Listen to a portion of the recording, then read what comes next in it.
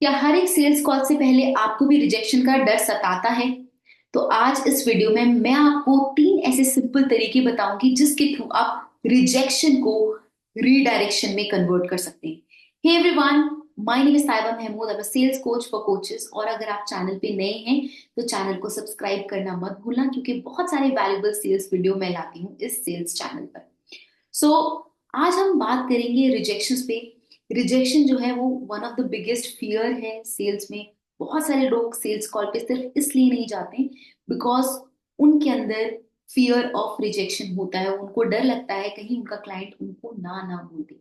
लेकिन थोड़ा सा अभी मैं कॉन्टेक्स्ट दूंगी कि रिजेक्शन भी ओके है। देखिए, जब आप बेचने जाते हैं तो यस भी एक आंसर होता है, नो भी एक आंसर होता है, और आपको बहुत ज्यादा डेस्परेट नहीं होना है। अगर आपको नो मिलता है, उसको टैकल कैसे करना है अभी हम इस वीडियो में जानेंगे। एग्जैक्ट प्रोसेस जिसके थ्रू आप आराम से रिजेक्शन फेस भी कर सकते हैं और उसे ओवरकम कर सकते हैं, उसे टर्न अराउंड कर सकते हैं। रिजेक्शन जो है ना, एक बहुत ब्यूटीफुल प्रोसेस है जिससे आपकी स्किन थिक हो जाती है, आपको फर्क नहीं पड़ता है। बहुत सारे ऐसे लोग हैं जिन्होंने अपना रेजिलियंस बढ़ाया इस रिजेक्शन की वजह से।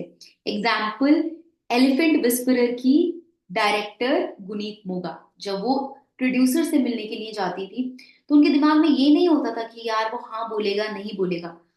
उनके दिमाग में ये होता था कि तू जल्दी मुझे ना बोल ताकि मैं दूसरे प्रोड्यूसर के पास जा सकूं। और यही एटीट्यूड आपको सेल्स में भी चाहिए कि अगर कोई ना बोल रहा है, you have to be comfortable with that no as well. Because yes भी एक आंसर है, नो भी एक आंसर है। अगर किसी ने नो बोल दिया तो आपका दिमाग में वो अबंडेंस होनी चाहिए कि और बहुत सारे क्लाइंट्स हैं दुनिया में जिनको मैं अप्रोच करके नेक्स्ट डील क्लोज कर सकती हूँ। सो अब आते हैं तीन ऐसे सिंपल तरीकों पे जिसके थ्रू आप रिजेक्शन को रीडायरेक्शन में कन्वर्ट कर सकते हैं। नंबर है वन है रीफ्रेम योर रिजेक्शन।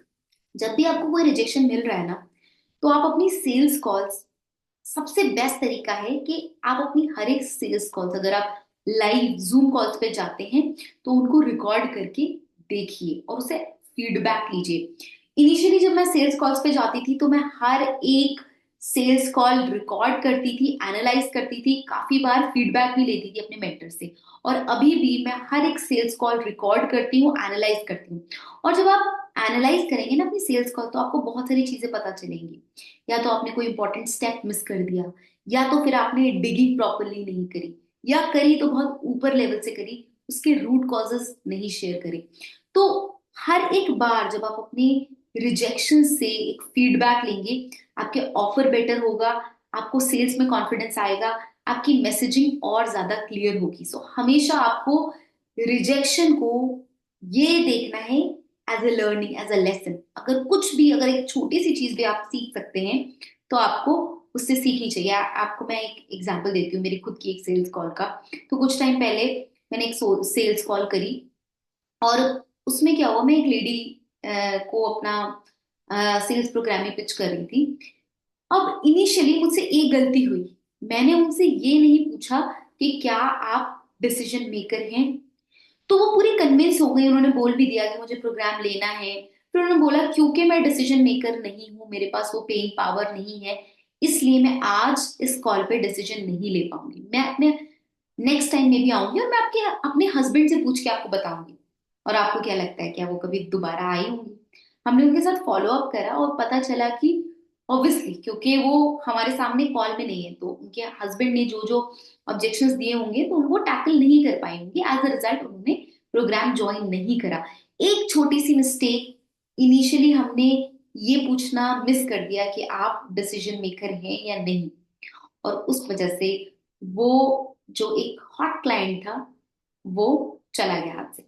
और ये एक बहुत अच्छा लेसन भी है, राइट? अगर आप हर एक सेल्स को इस तरीके से एनालाइज करेंगे तो आपकी बहुत अच्छी प्रैक्टिस भी हो जाएगी। नंबर टू जो आपको चीज ध्यान रखनी है वो है नेवर टेक रिजेक्शंस पर्सनली। कभी भी रिजेक्शंस को पर्सनली नहीं लेना है। जब भी आपको कोई रिजेक्शन मिलता है ना, उस उस क्लाइंट की तरफ से, राइट, तो आपको ये समझना है कि शायद उस क्लाइंट के लिए शायद सही वो टाइम नहीं है, या वो टॉप प्रायोरिटी नहीं है, या मे बी उसकी लाइफ में पर्सनली कुछ ऐसा चल रहा है कि वो उस समय उस प्रोग्राम को नहीं कर सकता। Maybe they are going through a separation, through some family emergency, maybe they are going through some health crisis. You don't know what is going on in somebody's life. इसलिए बहुत क्विकली अगर आप blame अपने ऊपर डाल देते हैं कि मेरे ऑफर में कोई प्रॉब्लम है, मेरे अंदर कुछ खराबी है। बहुत बार आपका ऑफर बिल्कुल अच्छा होता है, उसमें कोई प्रॉब्लम नहीं होती, शायद क्लाइंट में उतना हंगर नहीं होता, उतनी नीड नहीं होती, या फिर उसको खुद को एक क्लैरिटी नहीं होती, या उसका इन्वेस्टमेंट का माइंडसेट नहीं होता। बहुत सारे रीजंस हो सकते हैं जिस वजह से क्लाइंट ना बोलता है। अगर आप पर्सनली रिजेक्शंस को नहीं लेंगे, आपको नेक्स्ट क्लाइंट कॉल पे जाना आसान होगा, सेल्स कॉल इजी हो जाएंगे, और आप वो बर्डन लेके नहीं चलेंगे कि यार मेरे ऑफर में कुछ कमी है। सेल्फ डाउट में नहीं जाएंगे। बहुत सारे लोग, उनको कुछ रिजेक्शंस मिलते हैं और वो इतना सेल्फ डाउट में चले जाते हैं कि वो सेल्स कॉल्स पे जाना ही बंद कर देते हैं। आपको ऐसा नहीं करना है। आपको हर एक रिजेक्शन से लेसन लेना है, बट उसको कभी पर्सनली नहीं लेना, उसको खुद पे नहीं लेना, अपने ऑफर पे नहीं लेना, राइट। और थर्ड जो चीज आपको करनी है वो है फॉलो अप्स। बहुत सारे लोग ये समझते हैं, नो को नेवर समझते हैं। मतलब अभी नहीं ले रहा है क्लाइंट तो मतलब कभी नहीं लेगा। नहीं, ऐसा नहीं होता। अगर आप फॉलो अप सही से करते हैं तो बाद में जाके क्लाइंट ले लेता है। अब फॉलो अप के भी तरीके होते हैं। बहुत सारे लोग फॉलो अप किस तरीके से करते हैं कि क्या आप इंटरेस्टेड है, हमारी बात हुई थी, आपने कुछ सोचा नहीं सोचा। अगर आप डायरेक्टली उसी जोन में जाकर फॉलो अप कर रहे हैं तो वो सही फॉलो अप नहीं है, बहुत ड्राई है, बोरिंग है, और वो कुछ वैल्यू ऐड नहीं कर रहा है। फॉलो अप का मतलब होता है कि शायद अभी आपको और वैल्यू ऐड करनी है, आपको उनका और कॉन्फिडेंस बढ़ाना है, थोड़ा और आपको क्रेडिबिलिटी बढ़ाना है, जिससे कि उनको आप पे और ज्यादा कॉन्फिडेंस फील हो। तो क्या करना है, बेसिकली थोड़े थोड़े टाइम में उनको कोई सक्सेस केस स्टडीज दिखाइए, अपने टेस्टिमोनियल्स दिखाइए, कुछ वैल्यूबल टिप्स दीजिए, स्ट्रैटेजीज शेयर करिए, कोई क्वेश्चन आंसर सेशन कर दीजिए अपने एक ट्राइब में। सो बेस्ट तरीका तो ये रहता है कि आप एक फ्री ट्राइब बनाइए जहां पर आप फ्री लोगों को कंसिस्टेंटली नर्चर कर रहे हैं, और वहां पर आप फॉलो अप करते रहिए टाइम टू टाइम। अब ऐसा नहीं है कि आपको हर दिन फॉलो अप करना है, आप गैप लीजिए। 3-7-10 का रूल है, 3 दिन में एक बार, फिर 7 दिन में, फिर 10वें दिन। सो इस तरीके से जब आप फॉलो अप करते हैं थोड़े गैप पे, तो लोगों को भी ऐसा फील नहीं होता कि आप डेस्परेट हैं, और आप उनके वैल्यू ऐड करते जाते हैं, उनका कॉन्फिडेंस बढ़ाते जाते हैं। और बहुत बार ऐसा होता है क्योंकि उनका कॉन्फिडेंस बढ़ जाता है, तो वो एक आध महीने में, 2 महीने में, जब भी उनको लगता है कि अब उनके लिए सही टाइम है, वो एनरोल कर लेते हैं।